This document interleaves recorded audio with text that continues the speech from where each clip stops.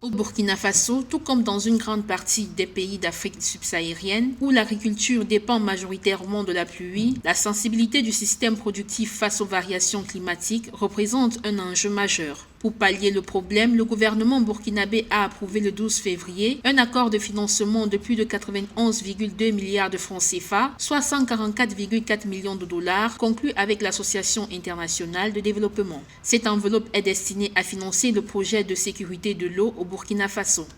Quand on sait que le domaine agricole fournit 16% du PIB, on est là véritablement sur un facteur de développement non négligeable. Maintenant, on peut se poser une question. Quand on voit aujourd'hui ce qui va être réhabilité, on se rend compte que le Burkina Faso a deux problèmes. Le premier problème, c'est qu'il n'investit pas son argent là où 75% de sa population s'active. D'une durée de 6 ans, ce projet sera exécuté dans plusieurs régions du pays telles que le plateau central, le centre et le centre-sud.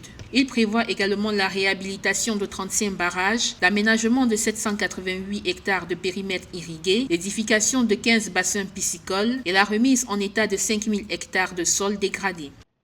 Et deuxièmement, tout ce qui va être construit, il va falloir que le gouvernement y intègre des programmes de maintien, de maintenance. C'est notre plus grand défaut en Afrique. On a beaucoup d'infrastructures, mais on n'assure pas la maintenance.